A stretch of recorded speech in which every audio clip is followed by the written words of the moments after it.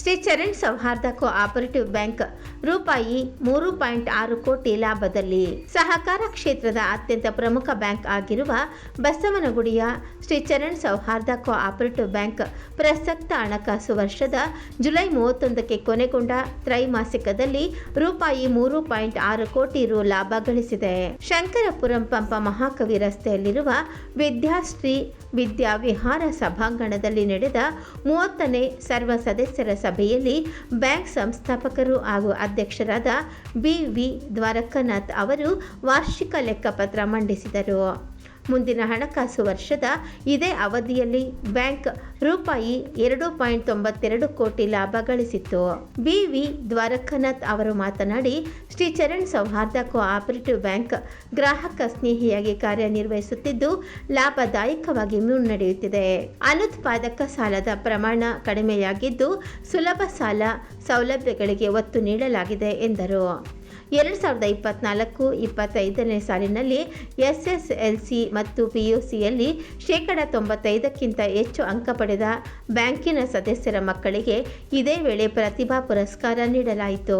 ದೂರದರ್ಶನ ಚಂದನ ವಾಹಿನಿಯಲ್ಲಿ ಗಿನ್ನಿಸ್ ದಾಖಲೆ ನಿರ್ಮಿಸಿರುವ ತಟ್ ಅಂತ ಹೇಳಿ ರಸಪ್ರಶ್ನೆ ಕಾರ್ಯಕ್ರಮದ ಕ್ವಿಜ್ ಮಾಸ್ಟರ್ ಹಾಗೂ ಹಿರಿಯ ಸಾಹಿತಿ ಡಾಕ್ಟರ್ ನ ಸೋಮೇಶ್ವರ್ ಮುಖ್ಯ ಅತಿಥಿಯಾಗಿ ಪಾಲ್ಗೊಂಡು ಮಾತನಾಡಿ, ವಿದ್ಯಾರ್ಥಿಗಳಿಗೆ ಕಲಿಕೆಯ ಯಶಸ್ಸಿನ ಕೀಲಿಕೈ ಆಗಿದೆ. ಇಂದಿನ ಪರಿಶ್ರಮವೇ ನಾಳಿನ ಸಾಧನೆಗೆ ಸೋಪಾನವಾಗಲಿದ್ದು ಸಮಯವನ್ನು ಗೌರವಿಸಿ ಯಶಸ್ಸನ್ನು ಪಡೆಯಿರಿ. ಶಿಸ್ತು ಜೀವನದ ಅಲಂಕಾರವಾಗಿದ್ದು ಓದು ನಿಮ್ಮ ಉತ್ತಮ ಸ್ನೇಹಿತ. ಗುರಿ ಸ್ಪಷ್ಟವಾಗಿದ್ದರೆ ಗೆಲುವು ಖಚಿತ ಎಂದರು. ಚಲನಚಿತ್ರ ನಿರ್ಮಾಪಕರು ಆಗಿರುವ ಬ್ಯಾಂಕಿನ ಗ್ರಾಹಕ ಬಿ.ಕೆ. ಶ್ರೀನಿವಾಸ್ ಉಪಸ್ಥಿತರಿದ್ದರು.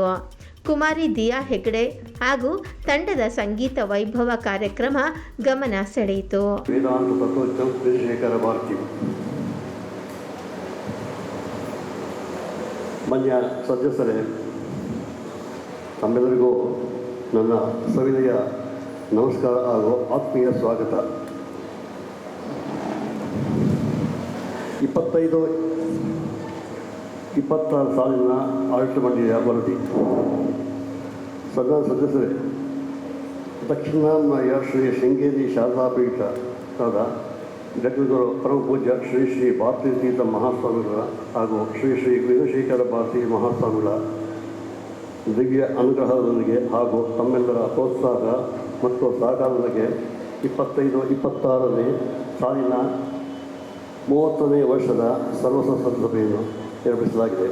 79 ಕೋಟಿ 8 ಲಕ್ಷ ಸ್ವಂತ ನಿಧಿಯನ್ನು ಕ್ರೋಢೀಕರಿಸಿ 583 ಕೋಟಿ 81 ಲಕ್ಷವನ್ನು ಕೊಡುಗೆ ಮಂಡಳದೊಂದಿಗೆ ಪ್ರಗತಿ ಆಗಿದೆ.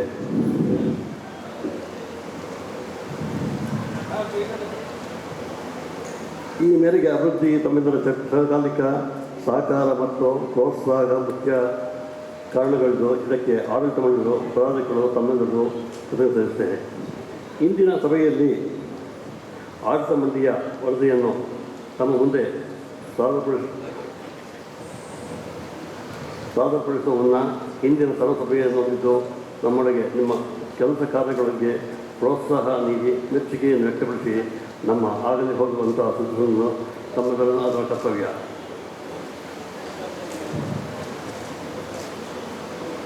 $21 ಕೋಟಿ 22 ಲಕ್ಷ ಫಂಡ್ಸ್, 55 ಕೋಟಿ 85 ಲಕ್ಷ ಡಿಪಾಸಿಟ್ಸ್, 489 ಕೋಟಿ 42 ಲಕ್ಷ ಸಾಲಗಳು, 376 ಕೋಟಿ 33 ಲಕ್ಷ ಹೂಡಿಕೆಗಳು, 138 ಕೋಟಿ 19 ಲಕ್ಷ ವರ್ಕಿಂಗ್ ಕ್ಯಾಪಿಟಲ್, 583 ಕೋಟಿ 81 ಲಕ್ಷ ಪ್ರಾಫಿಟ್, 3 ಕೋಟಿ 7 ಲಕ್ಷ ಸದಸ್ಯ ಸಂಖ್ಯೆ 5,158 NPA 2.61,